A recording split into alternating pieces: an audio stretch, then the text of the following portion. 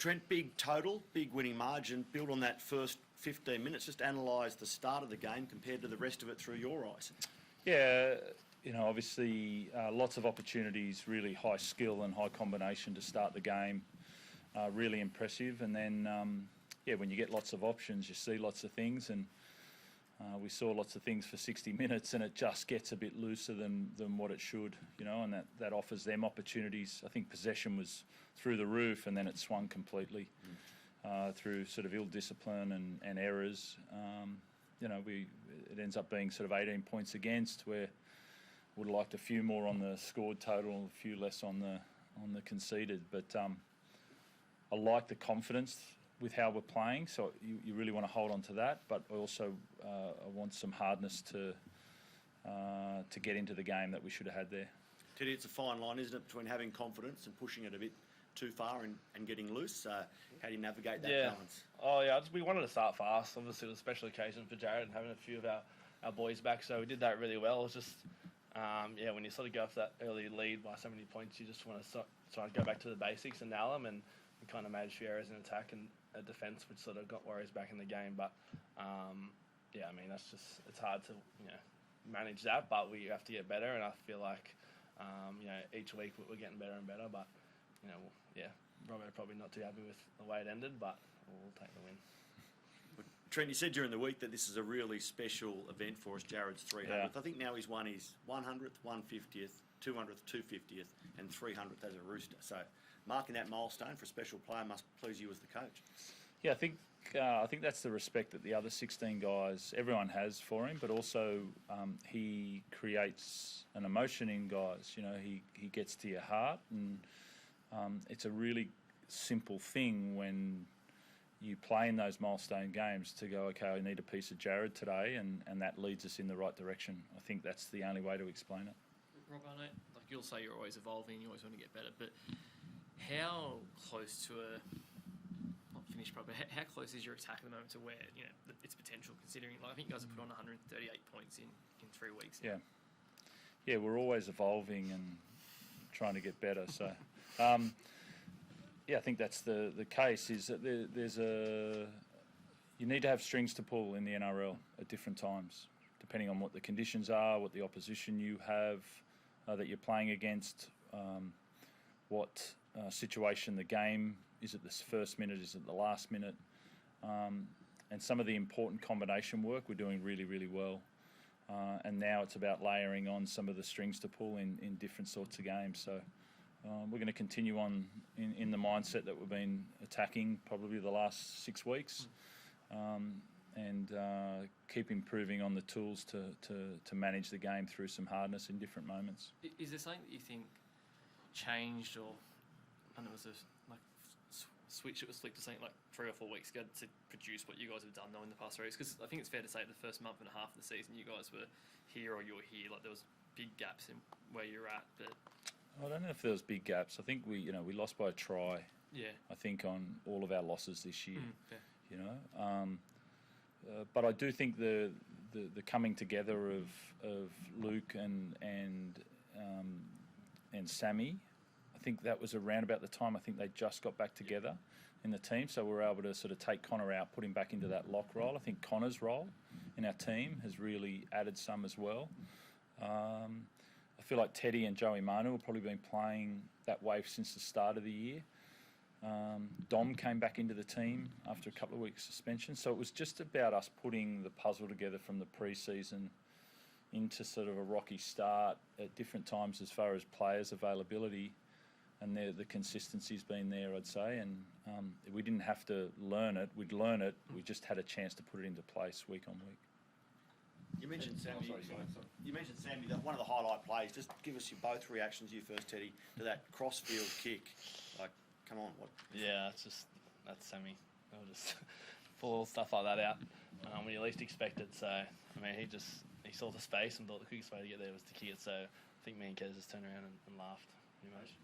Well, the quickest and longest way to pass the ball is to kick it. So Sammy knows that well. Teddy, Nathan Keary had some dud news, obviously, recently, and the other 2 sevens in Nico Hines, I'm talking New South Wales Blues, obviously, Mitchell Moses sort of a bit of injury cloud. Luke Keary had a composed game tonight. How would you like to see him out there in the blue jumper? He's the most consistent half. He's been playing really well all year, so who knows? There's obviously a lot going on there in the halves with injuries and people available, but I'm sure Kez would fit in 100%. And Robbo, I imagine you'd I just think for a blue jumper. this is the time when I start getting asked a lot of questions around Origin. I do think, I think Madge would say the same. Form is key. Whether it's Billy would say the same. So I think our best chance of getting players in a position where they might get selected is to keep driving home what we saw today. Really confident combinations, really work hard, and then improve on the stuff that we probably would have liked to have seen. A bit more hardness, which is the Origin arena, would assist our game. So, we've got to continue on. Looking forward to next week. It's going to be a really good game, and they keep putting their best foot forward, and then Madge will start looking up, and so will Billy. Just talking on like best foot forward, obviously that charge down the start of the game, it felt like that really set the mark for that 15-20 minute period. Like, did you see it that way as well? Yeah, I think that was a snapshot of most people will get to a point and then pull out. But I think if you want to play with that confidence, if you say, okay, from there, it's not a part of our game which is really dominant at the moment. Kickout does it well at different times, but it's not a common thing. But if you're going to play with confidence, you have to have the confidence to win the moment. If you're on the other side of that, so I'm just going to pull out because I want to play safe, and then you're not going to have those moments. So that sets a tone for confidence about going after the moment, which we did really well to start the game. You said that the puzzle sort of coming together, one of those pieces today, Spencer. Yeah. He had a pretty roaring cheer from the crowd when he came on. Like, what did you think of him? Yeah, I thought there was support for him. I saw him warming up on the sideline, and I saw the Roosters supporters supporting him, which I really loved, to make him feel welcome.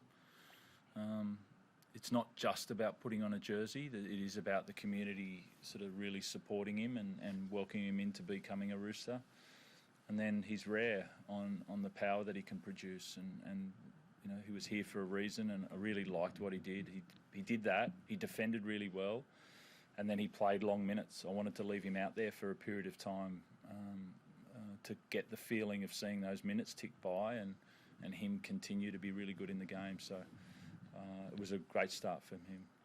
Teddy, just in that 10-minute period there where you guys scored 4 tries, like, do you just get in the mode where you're just like, I know it's a lot of hard work or not, but do you sort of feel like everything you guys are touching in that period is coming to goal, like you've got all the momentum, all the go forward, and there's just gaps opening up?